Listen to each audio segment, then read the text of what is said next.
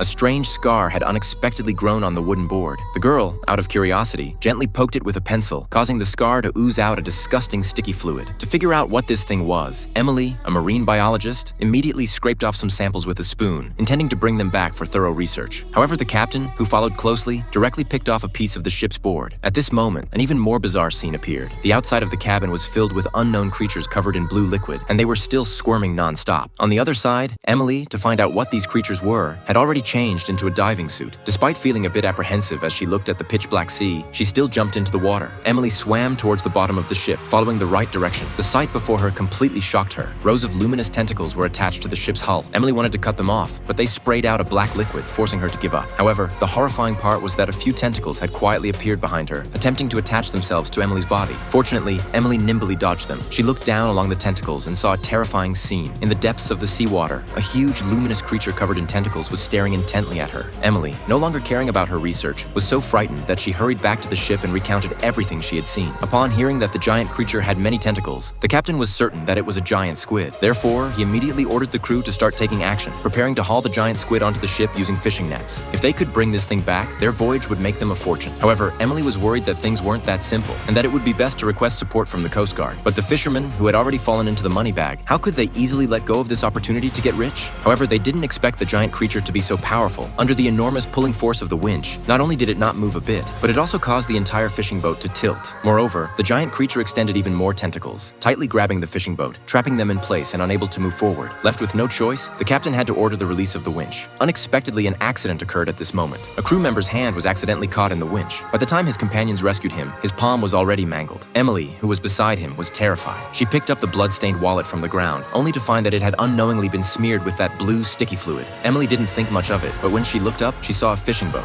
She immediately informed the captain about this. The captain took out his binoculars and indeed spotted a larger fishing boat not far away. However, he was not happy about this because once they requested support from them, it would mean having to split this giant squid with them. Although the captain was extremely reluctant, he had no choice. After all, relying on just themselves, not only were they unable to successfully catch the squid and bring it on board, but they couldn't even easily break free from being trapped. However, when they fired signal flares into the sky, the other party showed no response. So the captain had no choice but to take Emily and a crew member and directly row a small boat over to check the situation. Soon, the three of them boarded that fishing boat, only to find it completely empty. What was eerie was that the radio had been deliberately destroyed. After searching the deck to no avail, the three further entered the interior of the ship's cabin. However, the scene before their eyes made them feel incredibly terrified. Several crew members had tragically died inside the cabin. One of the corpses even had its eyes gouged out. What was even more inexplicable was that there were no signs of any struggle at the scene. They seemed to have chosen to commit suicide.